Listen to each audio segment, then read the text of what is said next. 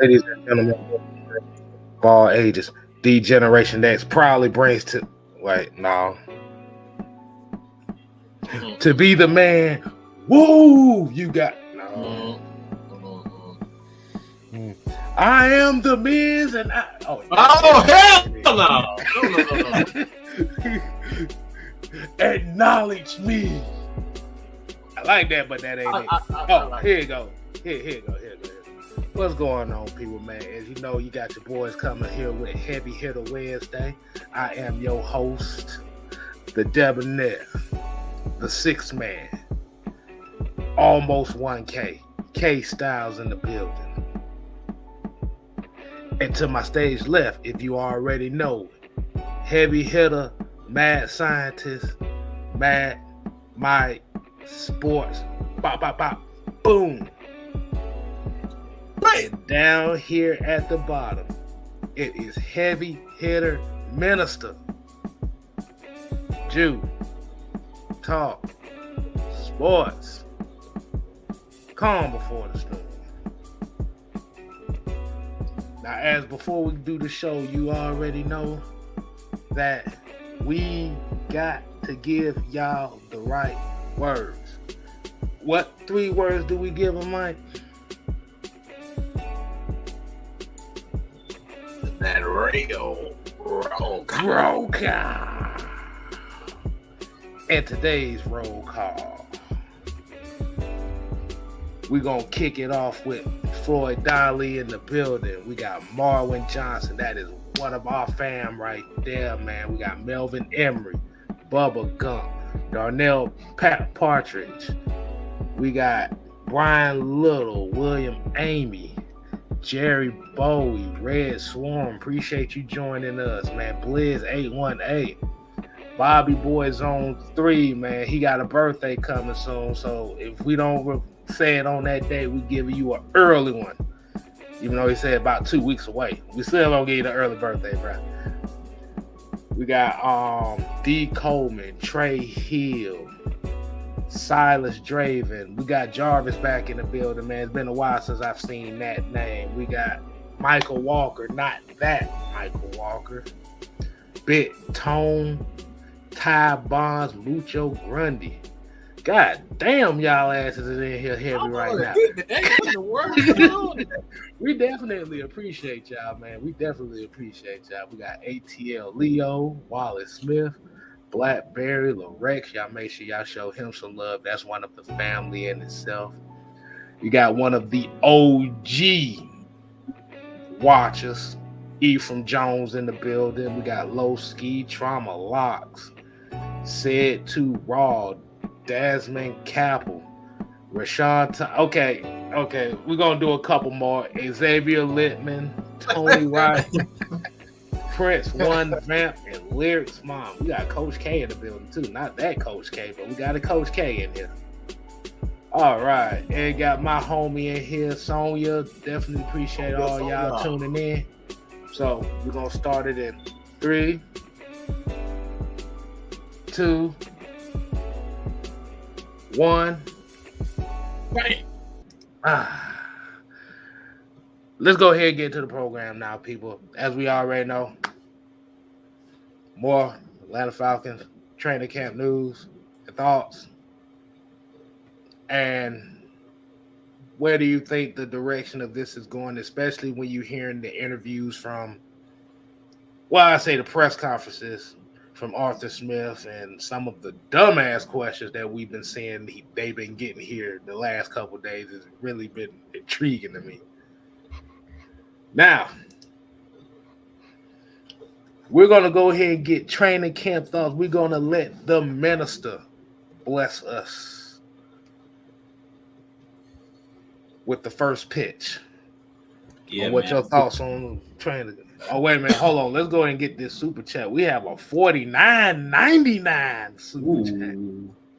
Well, that sounds like one of them 90s shows. Maybe like late at night. $49.99. Are you lonely? Are you a lonely single and you need somebody to talk to? No. We got Look, we got hot young singles ready to satisfy your needs and wants and stuff. Just call us at 1-800 got 'em. It's $49.99 every 30 minutes. Oh my God. But shout out to Bro, Jasmine Campbell we for the appreciate that, man. $49.99, man. He said, "Bully ball is in full effect. I'm happy season's here. I'm happy we back in action. Positive vibes only for the Bird game. Y'all boys keep pushing great content. I've been MIA trying to graduate this September. Hey, man, hey, don't worry about that, man. You just go ahead and graduate, man. Like I said, at the end of the day, man, you live for another day. You accomplish what you need to do. Hey, that's how you stay on your grind right here, boy. Yes, sir, man. Keep doing your thing, bro. We definitely appreciate that, man. And we definitely appreciate everybody regardless. But go ahead, Jude, what you got for the people? First off, I just want to tell them we definitely appreciate the support and congratulations on getting ready to graduate, man. But with that being said, we see it's been a lot of news because the camp has started. Basically, the season is upon us. Tomorrow is the Hall of Fame game, so the first official preseason game to kick off the season. But just in the Atlanta Falcons training camp, we were just kind of talking off camera, and I was saying, like, it's going to be tough. The competition is real this year.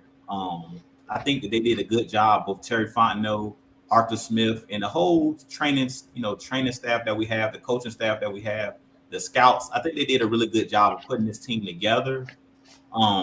We have a lot of young players, but I think that can be a good thing because these guys are hungry. We got a lot of young guys, and for the veteran guys that we do have, majority of those guys are on one-year deals, similar to the last season. So you have a lot of guys that's hungry, that's ready to prove that either if they're a young player, that they can play on this level. And then for the veteran guys, you have guys playing for a new contract. Like you have the Lorenzo Carters that's playing for a big contract to prove that he's one of the better pass rushers, young pass rushers. You have the Marcus Mariotas that's looking to prove that he's still a starter in this league and trying to hold off the young pup with Desmond Ridder. So, I mean, you have so much talent, young talent on this team, and a good mixture of veterans with them, as Grady Jarrett just got a new contract. Cordell Patterson just got a new contract. So I'm really, really excited. Like I was telling you guys prior to the show starting, I'm really, really excited to see who makes the team. And I'm really excited to see these preseason games because it's hard to tell just looking at training camp and these one-on-one drills and stuff like that because they can't tackle and things of that nature. It's one thing to, look like you're there to make the play, but then actually have to take somebody to the ground in a live game when they start, playing preseason games and making plays when they're there to be made. We always talk about those 1 or 2 plays that change games once the regular season starts. So this is the chance for these young guys. You guys know I'm a huge fan of D. Alford, the cornerback, who I've been watching closely, but there's also been a lot of rumblings that Darren Hall, today they say he was looking really good and he's been looking really good, like he's ready to make that next step. So it's a lot of second-year guys that's looking to, raise that bar. We've been waiting on Marlon Davidson. We've been waiting on Ogundeji. They're trying to hold off the AKs. They're trying to hold off the D'Angelo Malones that's trying to take their spot, they starting spot. So I'm really interested because of the hunger and the competition. And I don't know if you guys heard Dean Pease talking, but it looked like he ready to, when you start talking about Baltimore Ravens, when you start talking about Patriots, and that's what you want our defense to look like, I'm going to just get there before I go into but I know his shots, right? Because we know that he loved defense, and we know that we all love the trenches and love defense. So just listening to him talk, this had me salivating. Like, okay, he not playing around. These guys, they hungry, and that's what I like to see. I want to see these guys hungry and these guys ready. As we talked about last show 2 weeks ago, you got to have those guys that's gonna cross the line at sometimes. And you heard Arthur Smith say, we don't want guys that we have to push. We want guys we got to pull back and show them where the line is. We want guys that's going to cross the line on their own. Get a flag on your own and have me have to tell you to calm down. So with that being said, I'm going to let you guys go ahead and take it. My bad. I just saw Drake London put Casey Hayward on skates here for a quick sec. Go ahead, Mike, man. Let you go ahead and follow up on that, man. Jew kind of got me revved up. I'm a scheme guy when it comes down to offense and defense, special teams. Like I'm just in the scheme. And one thing that I've seen as far as scheme is concerned that really has me intrigued is the ability to have two. Um, hmm, yeah, I'll go with this route, but two tight ends that can stretch the defense. And what I'm seeing from Felipe Franks is a guy that's not playing. He's not here to play fair. He's not here to learn. He's not here to wait on guys to help him, get a spot on his roster. He's hungry and he looks natural as hell. And I know I'm probably K Styles. I apologize for taking your thunder on this a little bit, but he, the Falcons have the ability now to make the boundaries a little bit less um, crowded. And what I mean by that is now teams are going to have to focus on Kyle Pitts. They're going to have to focus on Felipe, Drake London, because these guys are going to be running wild in the middle of the defense. And in the defense, I'm gonna be honest. You can't have two, three linebackers that are able to cover these guys in the middle of the field. It's just not happening. You cannot cover Drake London in the middle of the field. You sure as hell is not gonna cover Kyle Pitts in the middle of the field with a linebacker. I mean, Michael Walker, he kind of figured that out, trying to start out there with that guy. And you picture him in the middle of the field when there's not a lot of as far as the middle of the field, there's not a lot of help there. Like it's just you in space. So having a guy like Felipe, Drake London, and I'm even leaving out a guy that I've been impressed with so far, and him making them big time, like incredible acrobatic catches, and that's Alden Tate. Dude has been absolutely insane right now. Like I'm impressed with what I'm seeing from Alden Tate with just his ability to make those acrobatic catches. So the Falcons are going to be a problem when it comes down to being able to match up with these guys. It's impossible for a team to be able to match up with every one of those big guys. So the tight end position for the Falcons is something that I'm really intrigued and I'm really happy about for what I've seen so far. So, yeah, I don't think there's linebackers in the NFC South that's going to be able to match up with the Falcons' size. It's just not happening. Very, very insightful. Very insightful. As you already know, this is why we are the heavy hitters. We give you the stats, the facts, the truth, and entertainment. So we got four things going on for us. We got some of everything. But yeah, you kind of stole my shine on that one, Mike. I forgive you for that. I forgive you for that. But I'm gonna take this in a whole nother direction as well.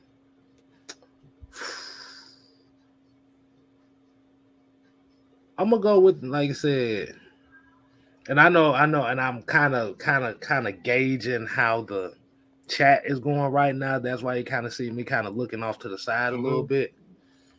Yeah. The biggest question mark for the Atlanta Falcons right now is that offensive line. I mean, it's not really a solidified position going outside of Jake Matthews and Chris Lindstrom. I mean, Caleb McGarry has been tearing it up in camp too. But as we already know, the main talking point on that offensive line is Jalen Mayfield. And what did we say, Mike, about Jalen Mayfield is when he gets in trouble, he tends to go back to those tackle tendencies, and that's where he gets beat a lot. So this is why you bring in a Elijah Wilkinson. This is why you bring in a Jermaine Ifedi. You got guys that are veterans that can pick up, just like how my phone just said it there, can pick up things a little bit quicker. Mm-hmm. So if Jalen Mayfield's not ready, you got a capable backup. You got a capable guy right there. Not asking him to be a Pro Bowler. Just do your damn job. We still don't know what's going on with the center position. They kind of intertwining them back and forth, still trying to figure out who's going to be that legit anchor right there. Because as we already know, on the offensive line, the center position is one of the most important positions on that offensive line because he is the extension of the quarterback. Mm-hmm. He has to make the right reads. He has to see the same thing as the quarterback. Mm-hmm. And we don't know who is really leading that race. You got Dahlman doing one day, and Hennessy coming back and going ham. It's like, boom. Then we got videos of Mayfield getting beat by Derek Tangelo and stuff. So outside of Matthews and Lindstrom, you still got a whole bunch of moving parts to figure out, which is good because you need to find the best five that play together. You don't have to be the best five, but they have to be the best five that gel together. So that's my little quick one right there for you. So let me go ahead, since we got that out the way, let me go ahead and ask a question. I kind of alluded to this. And any one of y'all can start. Any one of y'all can answer this question first, but what is your expectations on this linebacker core? We've heard Mike talk about this a lot, but Jew, I want to get your take on these linebackers. Because as we've already been hearing the stories about Deion Jones and how people reporting about attitude and injuries and system stuff. But we're seeing a lot of these clips where we got a lot of these linebackers getting beat in coverage. So what is your what is your love-hate thing going on with these linebackers? I mean, I already knew prior to seeing training camp, I already knew what time it was when it came to Deion Jones and the current linebackers that we have. I talked about it in my last video that I did where I talked about Vincent Taylor, rupturing his Achilles. Like, it's just like what they talk about when I'm going to put this analogy out there. When you had that good girlfriend, that good woman, and then you let her walk, you sometimes don't know how good you got it until that person is gone. And I think it's the same thing with Deion Jones. It's easy for us to talk bad about Deion Jones because he's still on the Falcons. But if we lose him and he goes to another team and starts to ball out, and then we see that these guys that we got really can't cover, then we're going to realize how good we actually had it with Deion Jones. So I feel like Deion Jones is one of those guys that's underappreciated. Like, we already know we lost Foye. And last season, because Foye led the team in tackles, everybody pretty much trashed Deion Jones. And I feel like it's kind of been that way where everybody's saying that he played bad last year. Like, all these articles that the media is writing about Deion Jones is like, well, he didn't play well. Even though we knew that he had a shoulder injury, we still, we fail to talk about that. Everybody's just talking about the mere fact that Deion Jones didn't, everybody's saying he didn't play well. So personally, I think with this linebacking core, it's a reason why Rashaan Evans, the Titans didn't re-sign him. He was a first-round pick out of Alabama. He's a downhill type linebacker. He's not good in coverage. We know that. Troy Anderson. He's a guy that he can cover, but we haven't seen him do it on this level. And you guys know how I feel about that.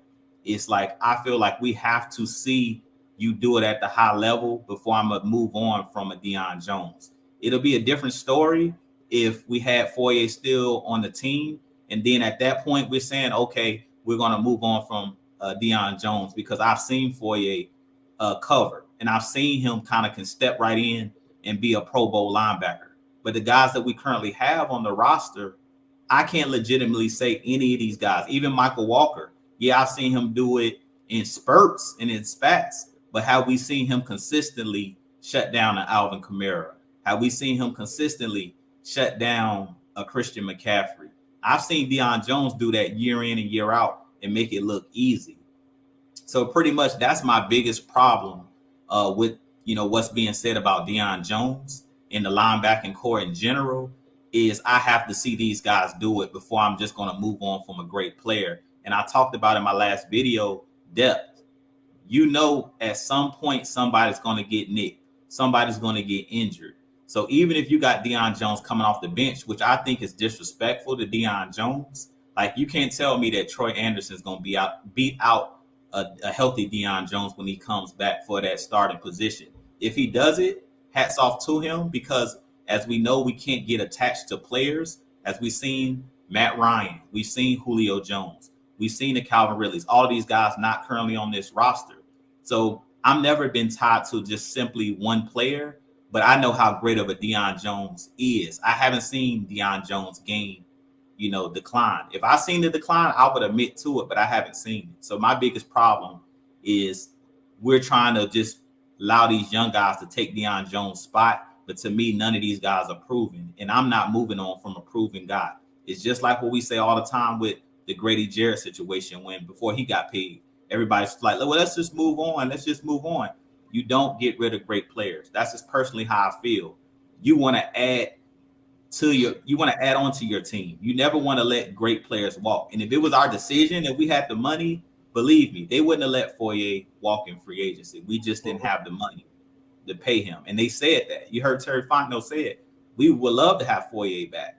So I feel like we should be treating Deion Jones the same way we treated Foye. He's under contract. You're not going to save anything but $1 million if you get rid of him. So what good is it allowing him to walk? Because you're not going to find a Deion Jones on the street. And trust me, if we put Deion Jones, release him, he's going to be picked up within a couple of days. Easy. Pretty much all the teams in the league are going to put in a waiver for Deion Jones to be on their roster. And it has nothing to do with, everybody's focusing on the salary of what Deion Jones makes. I feel like the biggest issue is you play in a passing league. We talk about it. You play in a league where everything is spread out. If you don't have guys that can cover, especially at that linebacker position, Mike just talked about it. Kyle Pitts. You can't tell me on this team that any of those guys can cover better than Deion Jones. We've seen these guys getting cooked by Kyle Pitts. So just imagine when we play the Travis Kelce's, when you go up against the Kittles of the world. We know it's a lot of great tight ends in the league, or a lot of good tight ends in the league. So you got to have guys that can cover at linebacker. A lot of good tight ends and a lot of slot receivers. And running. I want to get to the kind of answer something real quick. It goes into it, but see a little conversation that's going on in the chat, and this is something that we've already done the homework on, and it was called the miseducation of Deion Jones. Was basically debunking the idea that size matters, or Dean Pease is looking for a particular size of guys, which just isn't true. We have Deion Jones. We did the homework on Dean Pease defense, and the thing that we've seen that have been consistent is guys who are about the same size as Deion Jones. So to say that Deion Jones, that the size matter in a Dean Pease defense, stats show that he prefers smaller guys that are able to move around and get to certain spots more so than guys who are big and like to fill gaps. Dean Pease is all about coverage first. I need people to understand it. He doesn't care about your ability to do like one particular thing well. He likes linebackers that are able to do multiple things. That's why he said when he was asked what defense are you going to play, 3-4 or 4-3, his word was yep. Okay, he does not care about what your size is and all that type of stuff. If you can play, if you can cover, you can fill those gaps, you can tackle well, you play and smart and intelligent. That's what he cares about. So he doesn't care about size. If you look at the Falcons defense right now, most of their players are undersized. If you look at the guys up front, most of the guys are not your prototypical defensive tackle. Taquan Graham is a guy's about 280, 290. Grady Jarrett is about 290, 300. Marlon Davis, the same body size. So when you talk about the Falcons and Dean Pease and saying that, you know, Deion Jones doesn't fit within the scheme, there's nothing in Dean Pease's scheme that says that Deion Jones doesn't. If anything, he's the prototypical linebacker that he's always had, a guy that has the ability to not only cover but fill the gap, play with intelligence, and he can get after the quarterback. That's one thing that he prizes in his defense is the ability for his linebackers to get after the quarterback, to fill those gaps. He's a guy that likes to fill gaps and play a lot of zone blitzes, which is one of the main reasons why we went out and got guys like AK. These guys get into a spot fast, quick. They attack the line of scrimmage.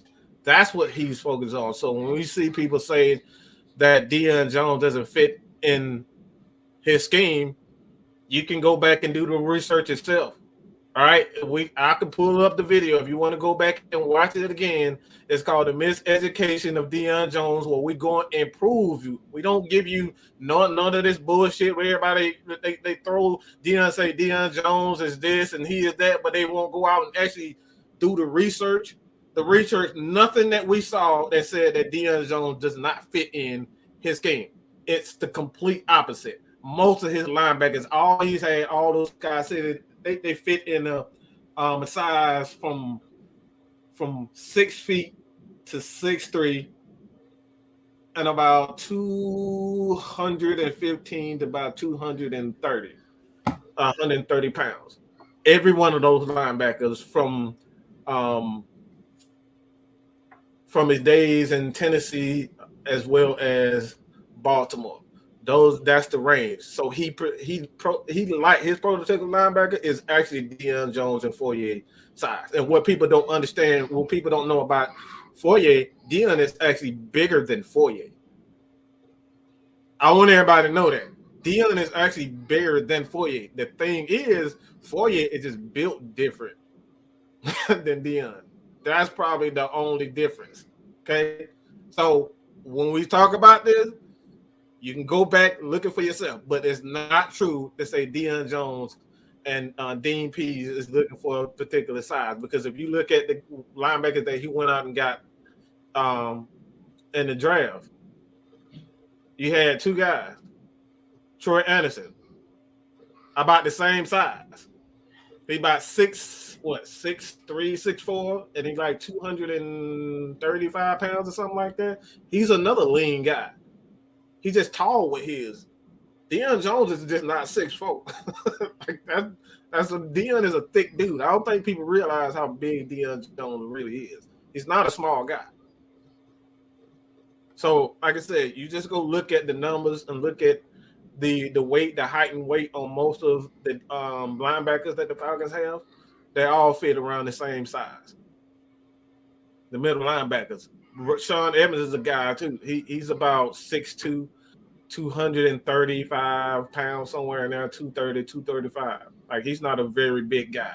And that's, again, these are misconceptions that have been put out by these people that say, you know, that Deion Jones doesn't fit. That's not true at all.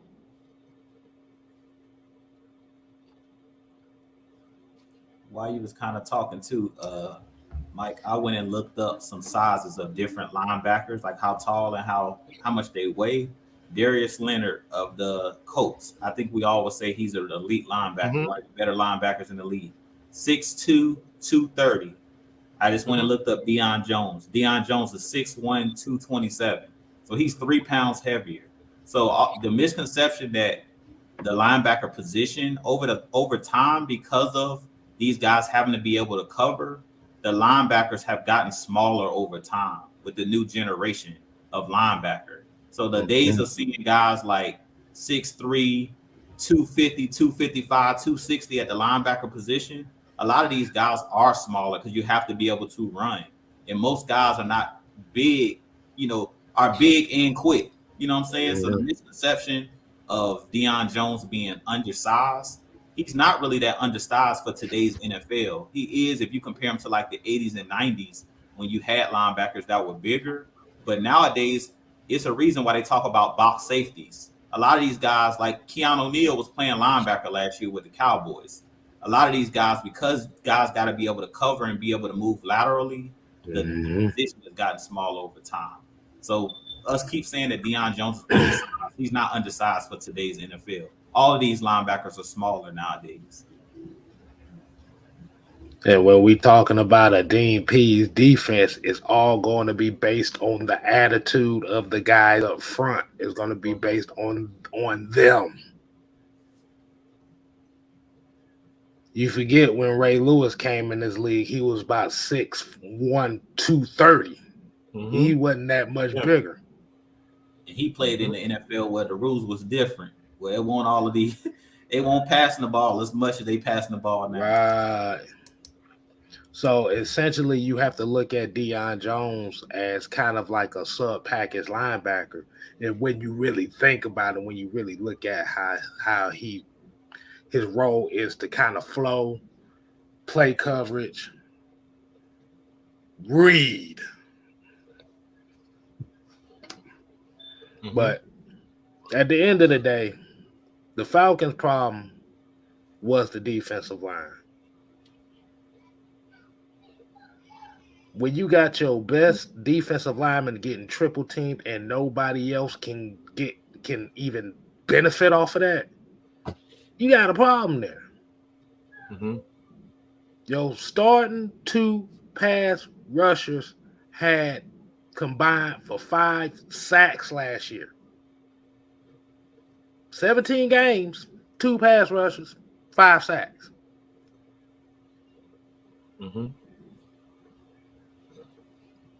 Deion Jones and Foyer were tied in sacks. And they was literally tied for 3rd on the team in sacks. Might have been, wait a minute. I think they might have been 2nd. They were tied for 2nd in sacks. You didn't say that in case now. That's a make it make sense moment right there. Yeah. Make it make sense, bro. We can't even sack the quarterback. We want to get rid of both of the linebackers that were getting the most sacks on the team. That don't even make sense, bro. Come on, man. That's what I meant when I was talking about Dean Pease want guys that are able to just do multiple things. Deion Jones can do multiple things. Jacob Tatui Mariner was tied for 2nd and 3rd on this team in sacks and ain't played a snap for the Falcons since week 7. And he wasn't even a fucking starter.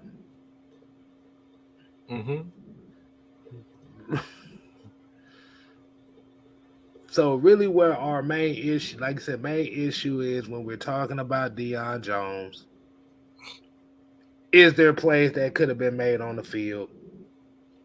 Yes. He ain't the only linebacker that's missed those plays. But this is what we're talking. This is why Dean Pease was talking about trying to change the culture of the Atlanta Falcons. He's worried about the culture.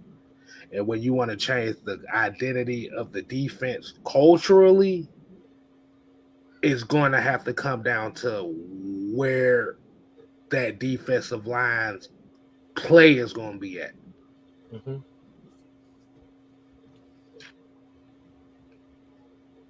I said, Vincent Taylor is out. Right now, you have Anthony Rush, Derek Tangelo, Taquan Graham. You got these guys, Marlon Davidson. They got to step up. Somebody asked the question: Is there a big guy that they should be looking at? The only guy that I could really think of the Falcons would even attempt to go for at this moment would probably be Ndamukong Suh. Yeah. If they don't get Ndamukong Suh, they just gonna ride with what they got. But the culture of the defense starts up front. No ifs, ands, or buts about it. Mm-hmm. We got Anthony Rush out here starting fights in practice. That's cool. Yeah. But we got to see it in the game now. We got to see that same intensity in the game. Mm-hmm. We got Timmy Horn. Timmy Horn out here. He throwing folks around a little bit here and there too. Him and Derek Tangelo. Mm-hmm. They got to do it in the game.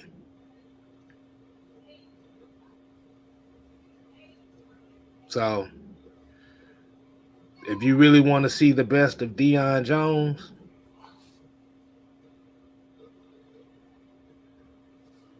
defensively, like I said, what's a linebacker's best friend? The linebacker's best friend is the defensive line.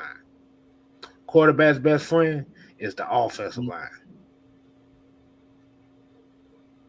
Culture change is needed, people, and it starts up front. Absolutely. Man, boy, I almost had a minister moment there for a second. Good Lord, the energy change. Okay, so let me see how. There was a couple questions that I saw in here, man. And I know he kind of asked me this, but I want to get everybody's take on this question here. This is earlier. Darnell Partridge said, "What do you think of the safeties?" Anybody can take this one first. I think I'll let Mike take it first since I've been taking all the. Go ahead. Go ahead, G. When it comes to the safeties, I think it's going to be the young guys. I mean, we've seen it.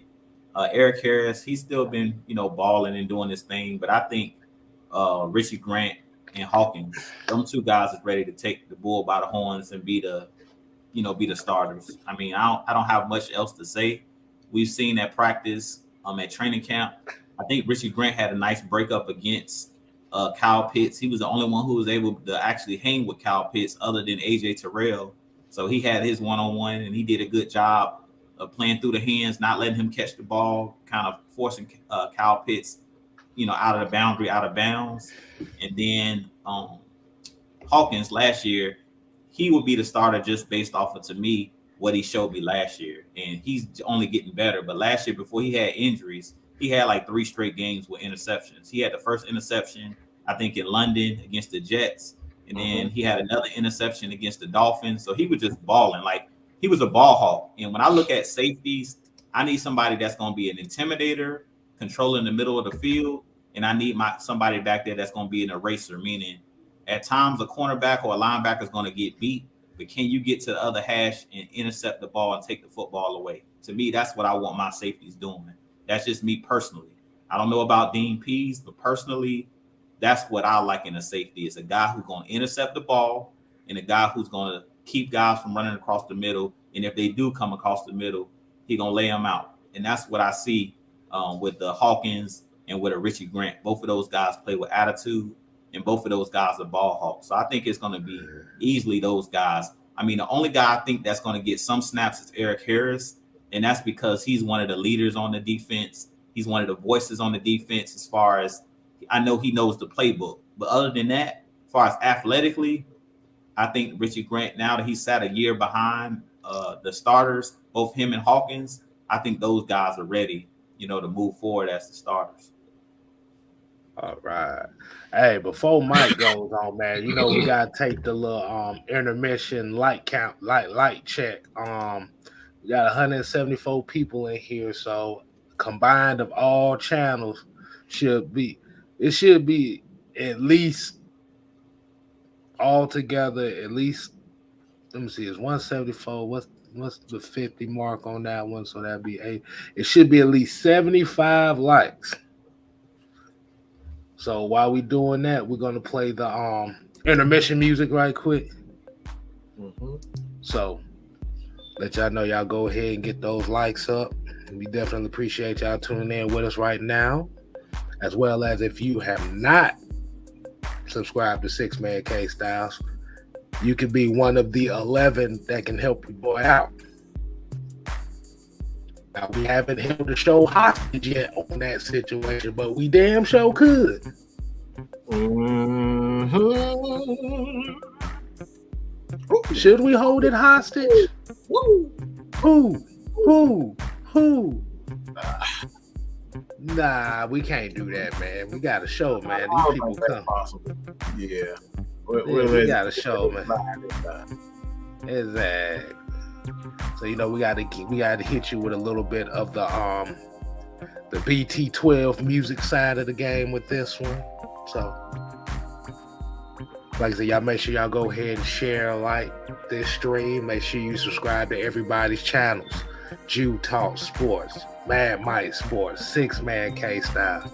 We doing it big. The heavy hitters coming to you always hard hitting, and we doing it for the people. So, what's the count on it, Mike? I think we reached it. I think it's 20, 50 something. Yeah, we got it. We got it. We got it. Yeah. All right. Mike said we got it. Mike said we got it. So we definitely appreciate y'all, man. Like I said, at the end of the day, we trying to push this message out. We trying to be the voice of the voiceless. So let me get my sleeve down right quick. Hold on. Let me say it real quick, because mine gonna be real simple, real quick. Just mine real simple, real quick, and we need some fast guys. We need athleticism back there. I'm not worried about Dean, like the safety not being smart enough. I think these guys have been in this system long enough to kind of figure out what Dean wants, but we need some young guys that'll be able to get to certain spots. And at times, I think that was one of the main reasons why Eric Harris missed a couple of interceptions, because he just wasn't athletic enough to get to certain balls. And I think we don't have to worry about that with those guys, because Richie Grant can run with the best of them. And we know Jalen Hawkins, in my opinion, is probably one of the most athletically gifted young, strong safeties out there. So I'm fine with it. I like to have some young guys back there, man. Let them make mistakes, man. Let them make mistakes. That's the only way you're gonna learn from it. Right. Getting out there and making mistakes. So yeah, my take on the safeties, man. Like I said, you got ball hawk opportunities all the way across the board. Like I say, even with Eric Harris. Like I said, Eric Harris' main issue, and Mike said, Eric Harris' main issue was not coming down with interceptions at critical times. His 2 drop interceptions against Washington came back to bite us in the ass. Ooh, his dropped interception against the Cowboys really bit us in the ass. Oh yeah, that game got ugly after that drop, boy. The dropped interception against the Panthers came back and bit it the first game. The Bucks. We could have iced that game. We could have really put Tom Brady and he dropped that one. Yeah. So, really, if you really think about it, Eric Harris should have led this team in interceptions, but he didn't.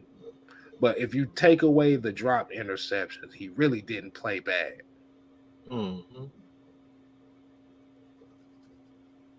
try to knock people's block off here every now and then. You need to calm that down because your ass is old and you just came from working at FedEx, so your ass don't need to be out here getting hurt. But as far as Richie Grant and Jalen Hawkins, yeah, man, these are two young. I call them heat-seeking missiles in a good way. We ain't talking about Donta Robinson heat-seeking missile type guys. Now we ain't talking about suicidal Robinson. We ain't talking about that. No, but these guys definitely fit with what Dean Pease likes in a lot of his players, and there's guys that are going to attack the line of scrimmage, guys that are attack-minded. Let's say Richie Grant just needed more playing time. And like I said, when Jalen Hawkins came in, he was doing his job. He damn sure was doing his job for a good stretch period of time. Mm-hmm. So I think our safety position is going to be pretty good. Don't know too much about Dean Marlowe. I haven't really looked too much into him, but those guys, hell, to be honest with you, you could throw Isaiah Oliver in here as a safety as well. That's essentially what he is a strong, a bit nickel safety. That's Isaiah Oliver. Mm-hmm. So we good. Still got to rush the passer. Still need to get sacks. Your front seven get pressure, you can have a mediocre secondary, but if your front seven can get pressure and disrupt things up front, it's only gonna make your secondary that much better.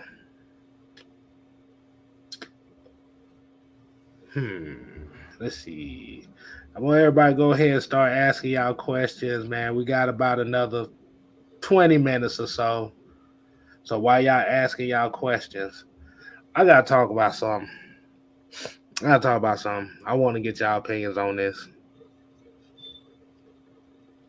What the hell is up with this edge question they asking about the Marcus Mariota about a certain edge? What is this? I'm glad I didn't hear because I don't know what the hell you talking about. I seen it, K Styles, and they almost got cussed out by Arthur Smith talking training camp. You know, Arthur Smith be ready to slap somebody. Oh, what? I missed that. I had to miss that one. Yeah, I seen the interview. So basically, the question was, does he play with an edge? They were trying to compare him to Matt Ryan. Oh man! And basically, Coach Smith kind of got pissed off at the podium. I remember he was saying, like, man, well, what the hell is you talking about? What does that mean? Exactly. He had the reporter scared to ask a question, had the reporter stuttering and some more stuff. But personally, I think when it comes to it, they basically was saying, like, he was like, does he chew people out like Matt Ryan be chewing, the offensive lineman out and chewing people out, to get effing set and all of that. They said, like, Marcus Mariota seems like he's just a super nice guy. When it comes to, like, the edge, to me, none of that matters if you're winning.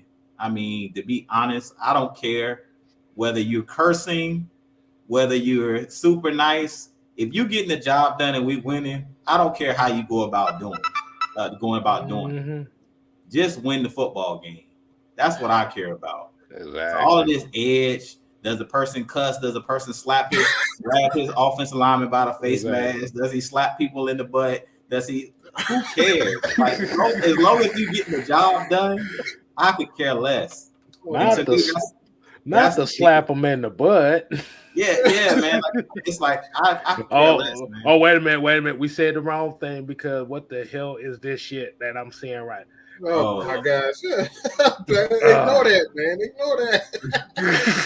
Go ahead. Go. Hold on. I want to play this. I can't show y'all. No. No, this is legit.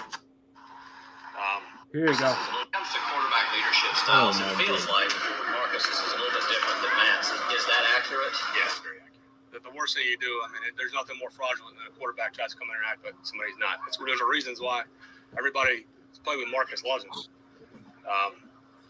You got these gurus out there, these quarterback gurus, and they may try to tell a quarterback he's got to act a certain way, and they tell him as a little kid to do this or that. But can y'all hear guys that? try to add something not, they're frauds. They get out of there.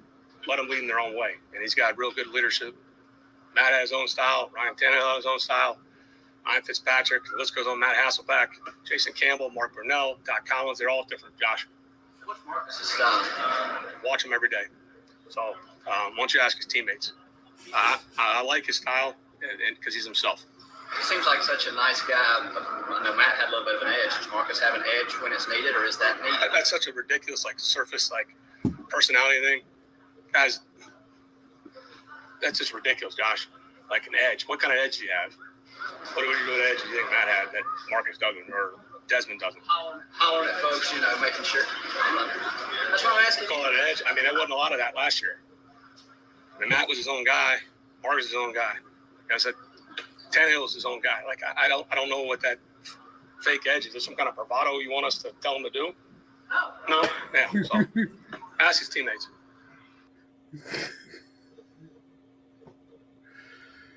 What y'all think of that?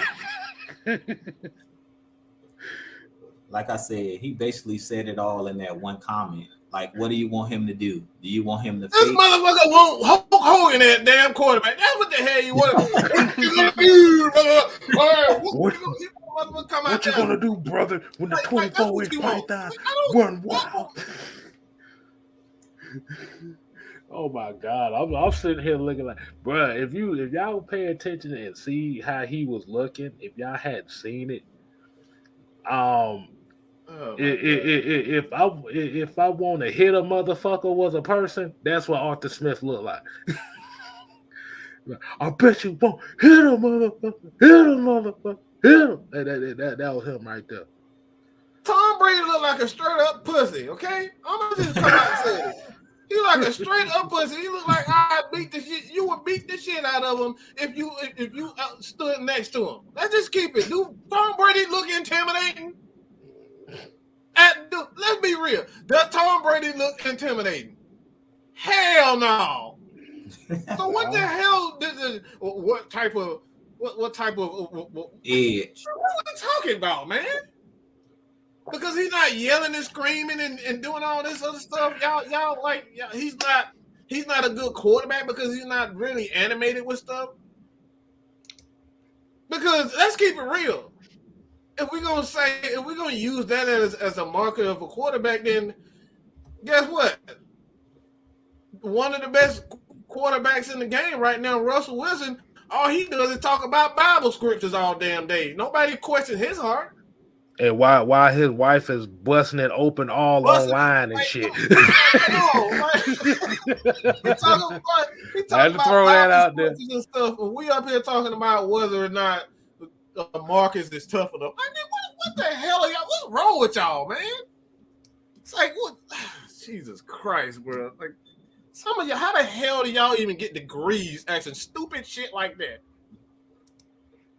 Like that's the best that you could come up with sitting next to a coach, sitting next to players. That's the best that you could come up with. And this is this is why. Oh my God. Let's just go to another. Let's go to another question because this is Jesus Christ. We really up here questioning whether or not a guy what type of quarterback he huh? What the hell they got to do with anything? Hey, look I see it. I'm trying to ignore it. Look at this card. He said they want Baker Mayfield. Like, come on, what are we talking about, man? I woke up feeling dangerous. They want his ass to be Ryan Leaf in this bitch. Oh, jeez. Oh my God, bro! I like. It ain't nothing intimidating. Like I said, it ain't nothing intimidating about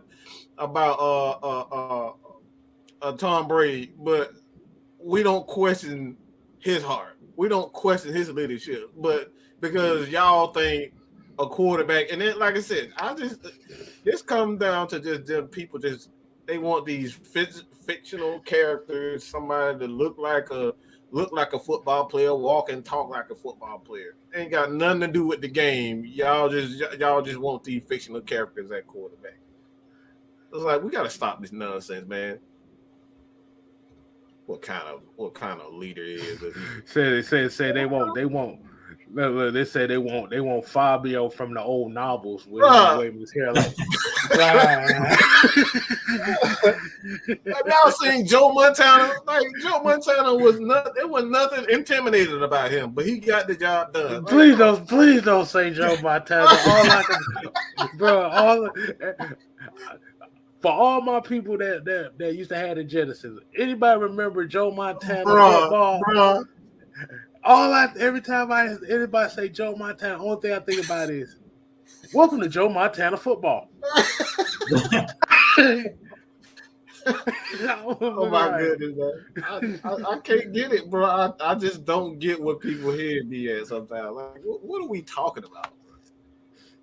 Ain't nothing intimidating about half the damn quarterbacks in the league, but we up here questioning Marcus Mariota. Man, what are we talking about? The only fire and spunk Tom Brady got is when he throw a tantrum like a 3-year-old because he on couldn't the get damn the sideline. Right. He said he looking like this. He like grits. I asked for oatmeal and raisins. Oh my God, man! I can't. Hey, look, Devontae said, "Mama think Pat McKinley had edge." No, he played edge. He didn't have edge. Right, there you go. He played edge rusher. I can't, man. I can't with y'all. I just can't do it, man. Oh my goodness. I still think like welcome to Joe Montana football. every game that had him on there, he did the same stupid ass smile. NFL football 94. Oh man. Oh goodness gracious. I like, dude. We cannot be coming out here trying to question somebody's stuff because they're not such and such. Essentially, what they're doing is they're trying to get the Tom Brady comparison shit. Because everybody look at Tom Brady and all the tantrums he throw on the sideline. And it's like, oh, he's got fire, he's got spunk and stuff like that. So if you don't have that, you ain't out here throwing playbooks at people because you threw an incomplete pass. You ain't got no edge. Because it was a very long time they said Matt Ryan didn't have no edge down here in Atlanta. That came from the reporters. Mm-hmm. Because he ain't yelling and screaming and kicking players and all this type of stuff. He's not a leader. Man, what are we doing, man? Tim Duncan was one of the best leaders of a basketball team you ever seen, and all you saw him do was make the same goofy. His eye got big. No, his eye. That's the only time you know he was upset. His eye. That's the only emotion that you saw with Tim Duncan. Besides eyes get big, like he didn't smile or nothing. He didn't smile. He didn't smile while you was busting your ass or nothing. He just like. Yep, it's just a regular old game. Exactly. So,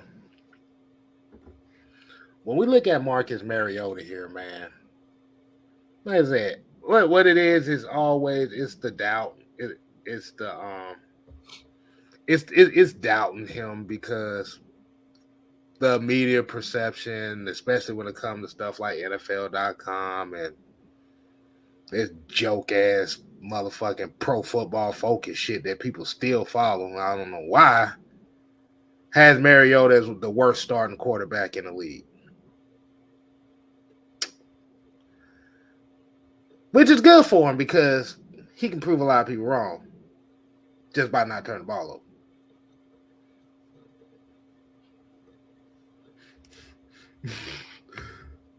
over. Tay Rush here said, how's it feel seeing ex-players being able to interact with the team at practice. Oh yeah, I wanted. That I kind of wanted to speak on that too. So, Jew, I'm gonna let you go ahead and bless us with that one. I mean, it's dope. I mean, especially to see Roddy White at practice today, like him talking to Drake London, him talking to Kyle Pitts. Like I always talk about, we talk about this all the time on our show. We've had, on the show, the Terrence Mathises of the world who actually went to training camp for the first time, and he said it's been years since he's been to training camp. You're seeing the former Falcon players and the gems that they can drop on these young guys, like it's invaluable. Like you can't value the knowledge that they have about the game, especially dealing with the young players that we have.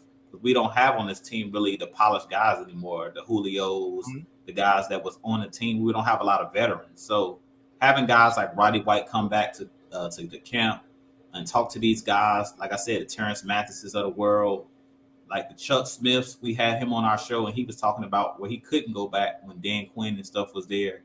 I think that that's wise to bring back, especially your greats.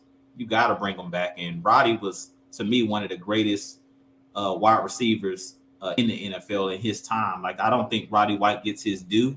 He was Julio before Julio. He broke all of the records, and he was that guy that helped Julio along. He was the one who showed Julio the ropes at the end of the day. So I think having Roddy back is great. And I just love Roddy, period, because his loyalty. Like, Roddy is a Falcon for life. Like, he's one of those guys. I never had anything bad. Like, to be honest, I've never heard any negative things about Roddy, even when he was with Atlanta and now that he's retired. To me, all time, one of the better wide receivers of all time. So I think it's great to have those guys back at camp. Like I said, because the information that they can give these young guys. And, as far as teaching them the game, because we have a lot of young studs. Drake London is one of the guys I've seen Roddy White, talking to a lot today. So I definitely think it's great to have those guys back because they're going to be able to impart some of that wisdom and some of that knowledge that the coaches sometimes can't give you. Like, I don't care what you say. Yeah, you got the Dean Pease. Yeah, you got the Arthur Smiths. But sometimes hearing it from somebody that did it at the highest level, which is a Roddy White, that's, the value that he can give these guys and the knowledge that he can pour in. It's like no other. So I think it's great having those guys back. And hopefully this opens the door for more former Falcon players to come back and impart in these players. Mm-hmm. I just thought about something. And this came from a conversation I had earlier. I think, it was with Mike as well. It was Mike and Julie. We was talking off. I had a conversation. I just thought about it. 2016, 2017, you saw a lot of you've seen a few of the ex-Falcon football players running around teaching the team. The minute they started banning the ex-players, the Falcons started playing terrible. Yeah. Mm-hmm. Which leads to the question was, how much of an asshole was Dan Quinn really? Mm-hmm. Yeah. I'm just talking about as far as the culture of the team. Is this one of the major reasons why the team was kind of disconnected in a way? Because one thing I learned is once you disconnect yourself from the history of where you at, the energy is off.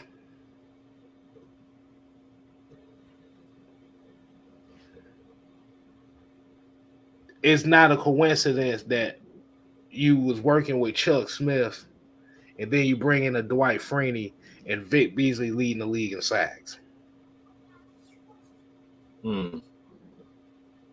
The minute you ban one guy and the second you cut the other guy, Vic Beasley going back to 5 sacks. Mm. You got Chuck Smith out here working with pass rushers. Grady Jarrett. Do a little thing with Jonathan Babineau. Mm-hmm. Chuck Smith ain't allowed. You bring in Tyler Davidson. And you seen what the error of that shit done left us. And then you allow Brian Cox. You just fired Brian Cox. Said he was too difficult. You fired Brian Cox, the same Brian Cox that put Rasheed Hageman in check. Mm-hmm. Rasheed, yeah. Mm-hmm. This is a problem where the ego of certain guys is detrimental to the cause. And Dan Quinn, like I said, a lot of us didn't pay attention to it because he doesn't really say much, and all his post-game interviews and conferences all robotic and sound the exact same. We're gonna play hard as hell. We're gonna play hard as hell. We're playing mad. I'm like, where? We're fighting. We're gonna fight. We're gonna be tough. And all at this same time, he was sucking the energy out of this team, and we didn't even see it.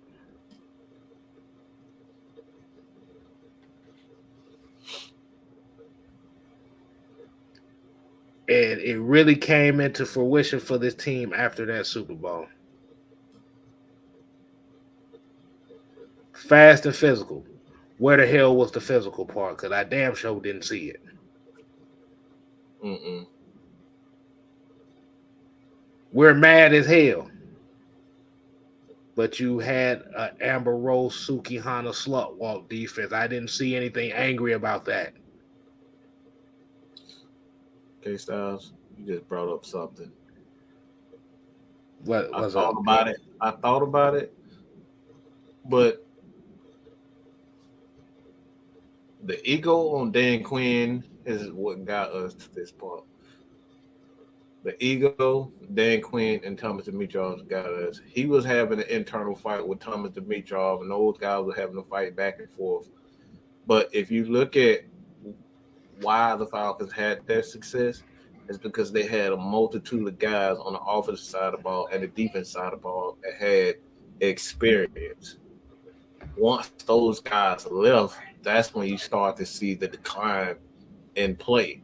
Because on the defense side of the ball, we didn't have issues getting sacks early. We got after the quarterback. We got sacks.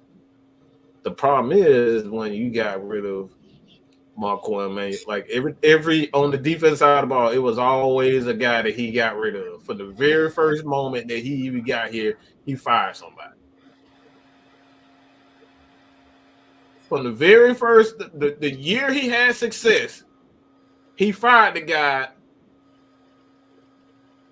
And then Richie. So he's been firing guys and blaming everybody else for the mishaps from the very beginning. We go to the Super Bowl. How the hell you get to the Super Bowl to that point? Everybody got fired. It seemed like every year on the defense side of the ball, somebody got fired. And then you got, Chuck Smith. He didn't even allow Chuck to even come back to training camp once he figured out he was getting success, having success with those guys, teaching those guys the proper way to rush the passer. He didn't even allow Chuck to come back. Every year, Dan Quinn fired somebody on his staff. Everybody was always, for whatever reason, whether it's the secondary guy, the linebacker coach, the defensive line coach, the defensive coordinator, somebody got fired every year. And I'm not talking about somebody left. Somebody got fired. So all this stuff was right in our face. We knew who was the real guy who was, responsible for the lack of guys on the defensive side of the ball, especially the defensive line. It's all Dan Quinn. That's why you see right now. That's why you see even in Dallas, the same thing happening to them right now. They had just leave, and then here they go pick up Anthony Barr today. He can't develop players, so he bring in other guys.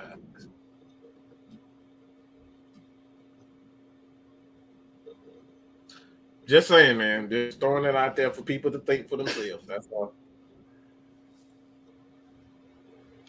Brian Cox, Marquand Manuel,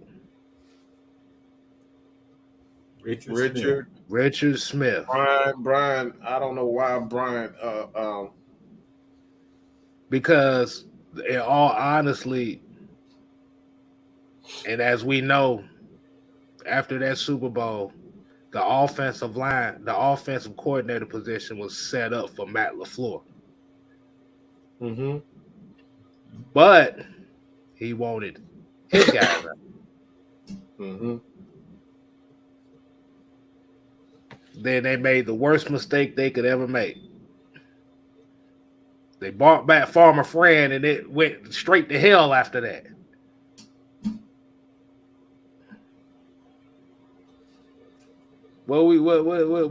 I cast the Falcons straight to hell. That's Dirk Cutter's new name right there.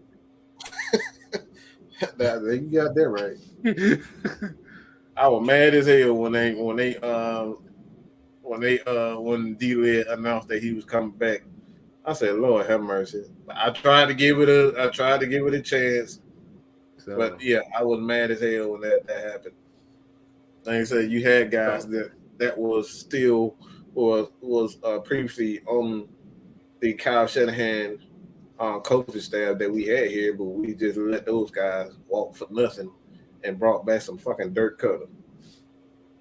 Because I know right now Arthur Smith's main thing he said in his introductory press conference was, I'm not going to be the smartest guy in the room. I'm going to have smart guys around me. Mm-hmm. Now we know what that meant. Now thinking about that Dan Quinn era, thinking about how he disrespected those former players, it makes you think.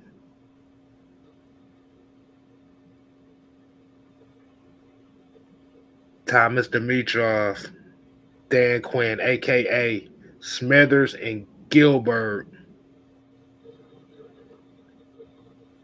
destroyed the psyche of the Atlanta Falcons.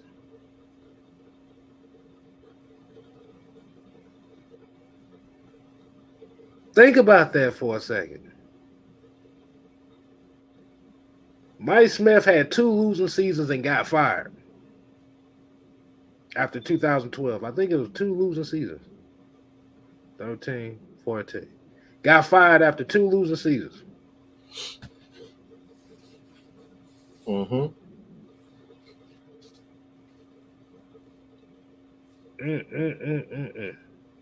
I don't want to think too much more of that shit because I'm starting to get a headache now, bro. I'm like, it makes so much sense. Like, why you never really saw a lot of the former players come out there is because his ego was not going to allow him to have these former players come in and be the influences to these players and help these players get better because they did it without Dan Quinn. Mm-hmm. And he didn't want that. So we dealt with a bunch of egomaniacs. Now we got a bunch of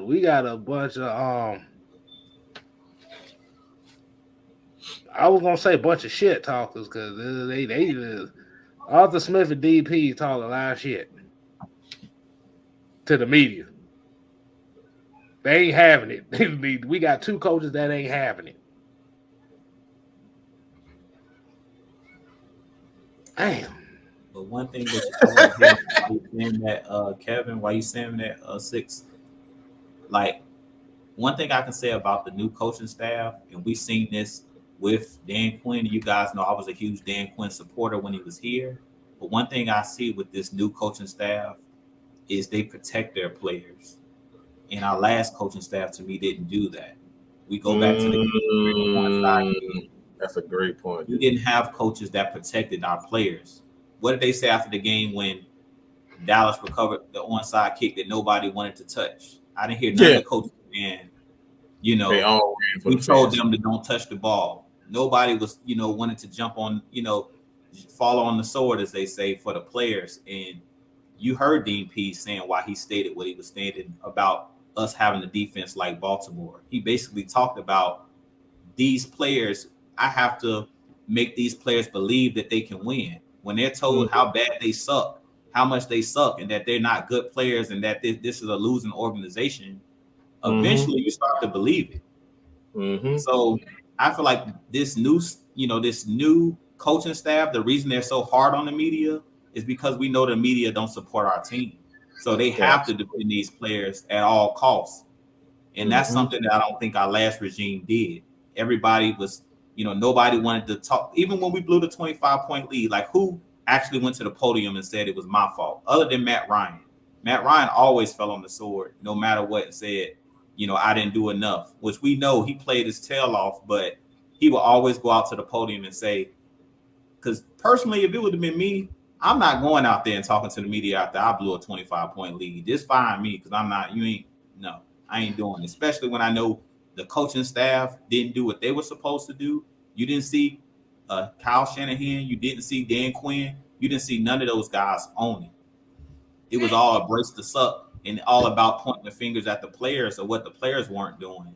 But as the leader of the team, you're always responsible at the end of the day.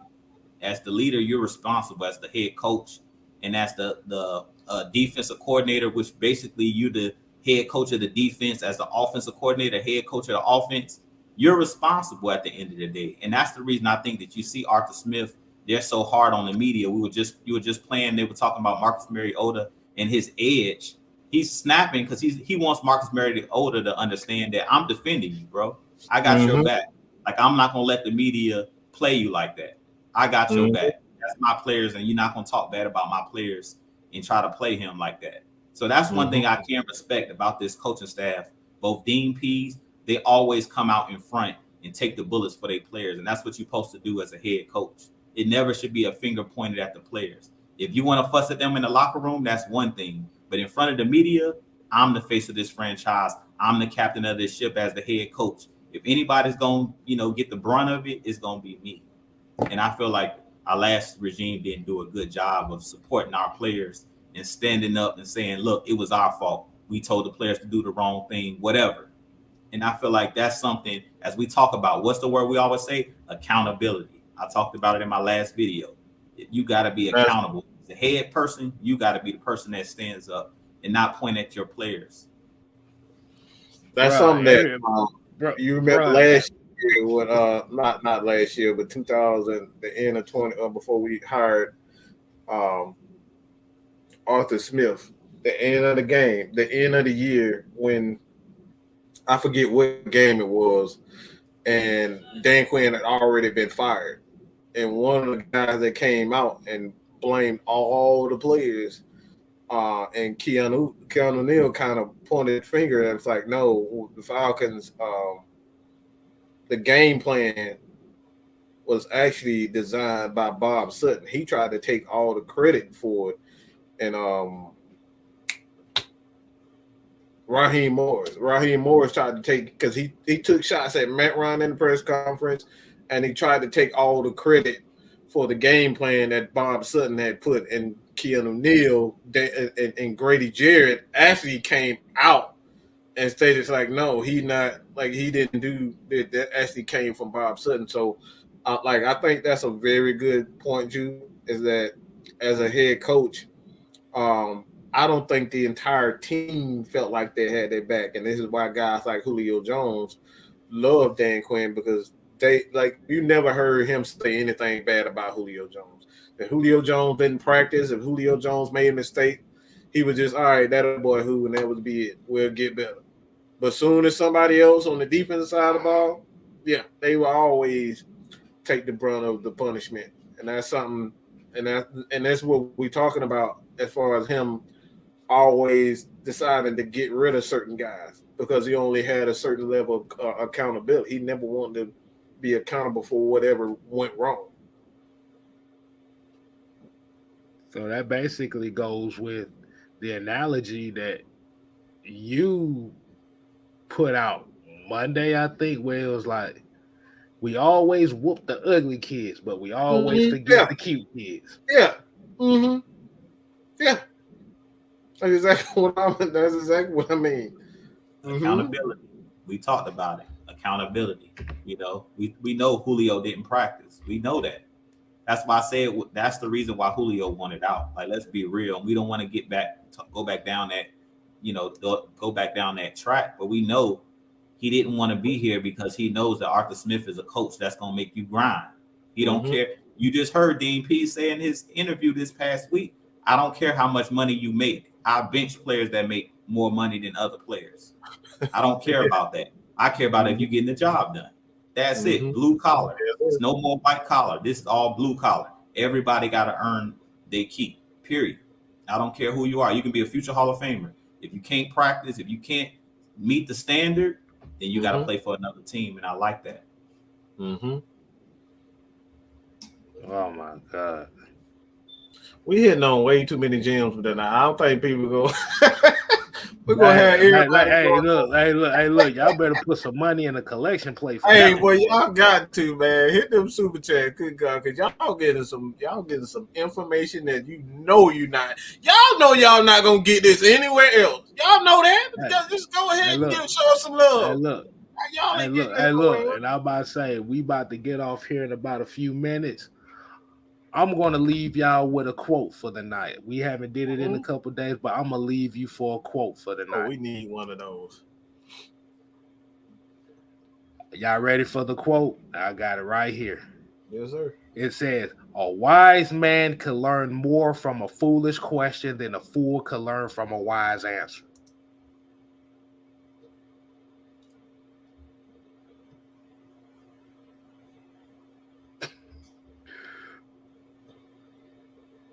What y'all think of that about that one? Hey, man. I want to look. I got look. People that are watching, we appreciate y'all.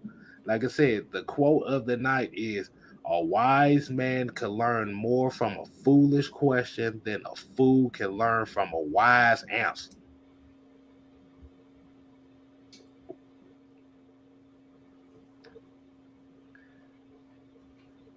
And basically everything we just said pertaining to what we heard in the press conference with Arthur Smith goes along with what this quote is. Think about it.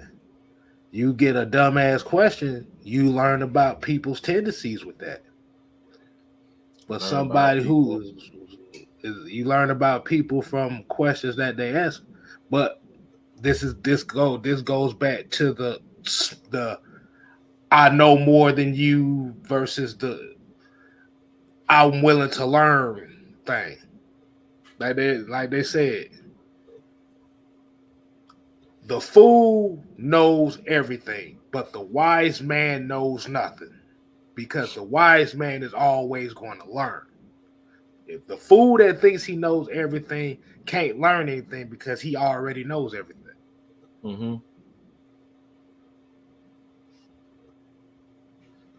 Dan Quinn was the damn fool who thought he knew everything.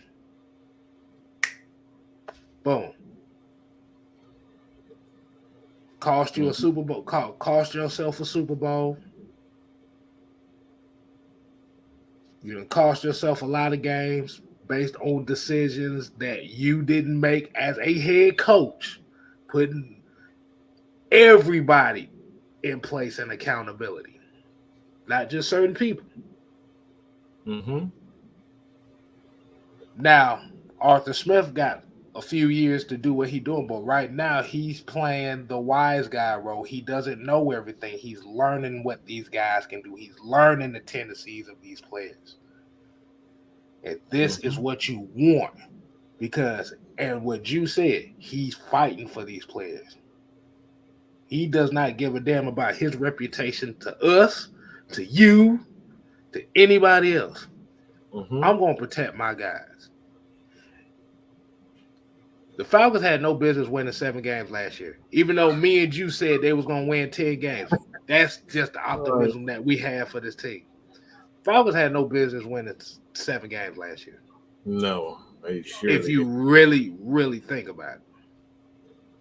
Not with that. Yeah, you may say, well, they didn't play against top level, great competition. At the end of the day, they had no business winning games.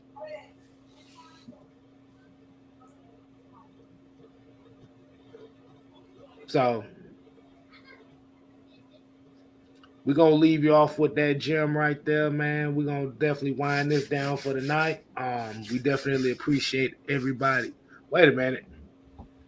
I'm doing it wrong. You know I got to do it right.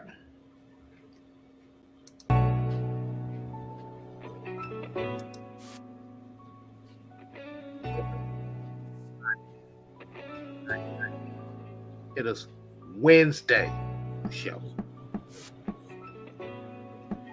So y'all make sure y'all go ahead and leave your thumbs up. Tell us how you feel about these shows. Leave your comments, questions on everybody's channel. You make sure you subscribe to Bad Mike Sports, Jew Talk Sports, 6-Man K-Styles. Because at the end of the day, what we do here is we have the conversation and we want everybody's input. The heavy hitters, the trio of minds, stats, facts, truth. This is what we do. So until next time, people, we appreciate what you got for us. We ain't here to play.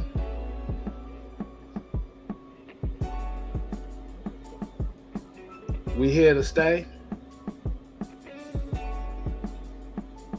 You ain't got to go home. But just don't be Dan Quinn.